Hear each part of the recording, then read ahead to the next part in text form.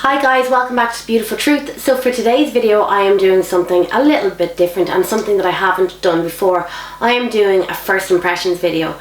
So before you think, Sinead, have you lost your mind coming on with your hair looking like that? I haven't, because the video I'm doing is actually a first impressions video on a hair tool, and the hair tool that I'm going to show you is the Babyliss heated smoothing brush. So this came in the door the other day and I literally have not opened the box.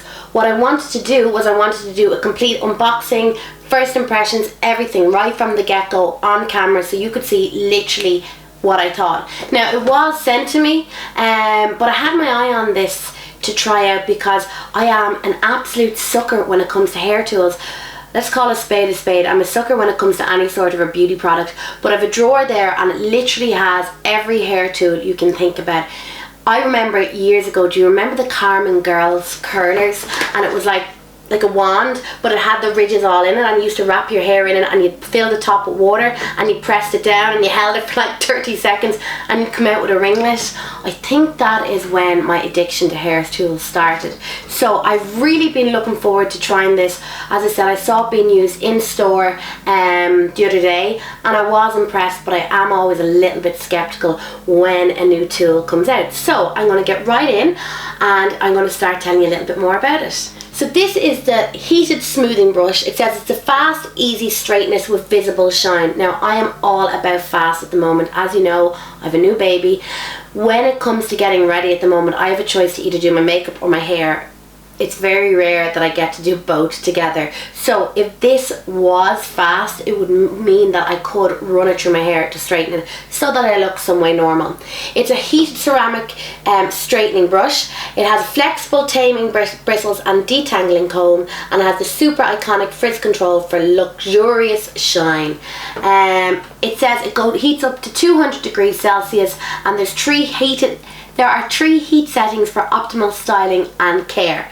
And most important, and this one really stuck out for me, it has an auto shut off. I cannot tell you the amount of times I have driven home from somewhere because I thought, oh, I forgot to turn my straighteners off, or I forgot to turn my curling tongs off. I am a devil for that. I actually have to come up and check 2 or 3 times before I leave the house. Right, so I'm going to get straight in.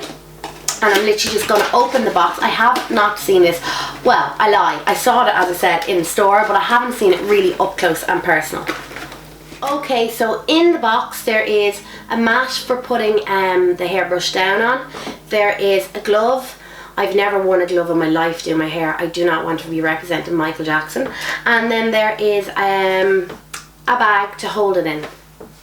And of course, then there is the brush. So the brush, the bristles, some of them are rock hard, like not going to move, and some of them are flexible. There is a little note on it, or there was anywhere, that says once the brush is plugged in, it will start to give a buzzing noise. Now I'm thinking, do I need to put water in this or something? I suppose I should read the instructions first. Okay, so they also included a very quick start guide. Ensure your hair is fully dry. Use a brush to remove any tangles. I should probably do that.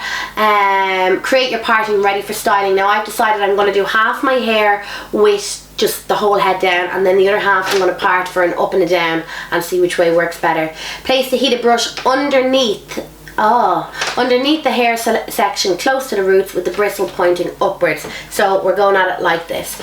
Use your other hand to pull the hair taut against the heated plate until the bristles penetrate through the hair. Glide the heated brush steadily downwards towards the end of the hair and continue to use the other hand to keep the hair taut. Slide it down the section ahead of the brush. Please note the hand sliding down the hair section must not be too close to the brush to avoid any heat contact. And then it just says, as it nears the end of the hair, release the section with the other hand and turn the heated brush under to give shapes to the end of your hair. Grand job. I'm just going to get stuck in. Okay, so to turn it on, there is a button right here, and I always put my hair up to, or my hair tools up to the highest setting. You can see, I don't know if the camera's picking it up, there is a red light flashing. In fact, from what I see, there are 3 little dots there, so I presume they all have to go green or red or something to be all done. Straight away I notice that this is quite twirly, so it means that it will be a little bit more manipulative. It will be a little bit more easier to manipulate. There is a slight buzzing from the actual brush. Now it's not loud, it's not any sort of a noise that somebody's going to notice. You're just going to hear it when it's up against your ear. It kind of reminds me of, you know, that buzz that comes off of electricity poles. That's kind of what it is there. So while I am waiting for that to heat up fully, I am going to give my hair a good brush. This is a Kerastase paddle brush that I got sent. This is such a good hairbrush. I don't know where you'll get it. I'll see if I can find a link somewhere and link it down below. But I really like this hairbrush. I find that it gets right in at the root and really gets the knots out. At the moment, this is all my natural hair. I have not got hair extensions in, so I'd be interested to see how that does work with hair extensions. I would be inclined to say it's fine once you stay away from the bond. Again, while I'm waiting for that to heat up, I am going to section my hair. Now, I tend to part my hair over this way. It just falls itself. I'm going to split it right down the back, and then I'm going to section off this bit. This is the side that I am going to look nuts. This is the side that I am going to split in two parts, and this is the side that I'm just going to go over with the brush once. So I just read the instructions, and the 3 lights mean when it's down on the first one, up, and the first one is on, which is yellow, that means it's at 180 degrees Celsius. When you push it up to the second one and the orange light goes on, that means it's at 190 degrees Celsius. And then when you put it up to the third one and the red light goes on, and once it stops flashing, that means it's at 200 degrees Celsius. So I have my first section of hair ready to go. As it said, keep the hair taut, bring this underneath and run the brush down. This is actually pulling the head of hair off me, I'm not gonna lie. Not in a sore way. Okay, it's a little bit straight on the first one, but not as straight as I would like it, so I'm gonna go in again.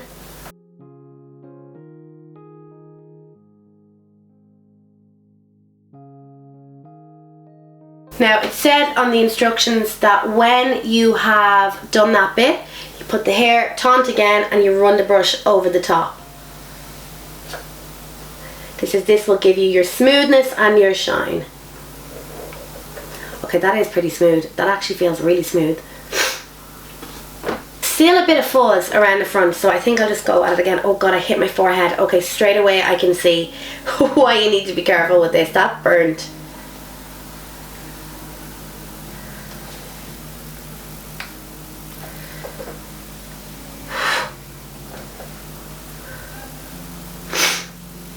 Right, let's just keep going. So I'm going to speed this up so that you're not sitting just watching me straighten my hair. You can just see the results.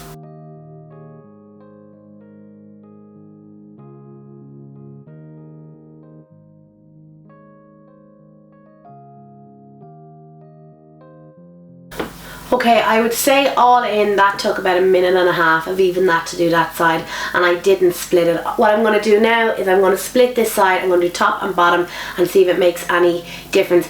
I will say straight away, it does feel, you know, that kind of hairdresser silky straight. I have to have a proper look in the mirror to see if there's any fuzz or anything, but it does feel nice.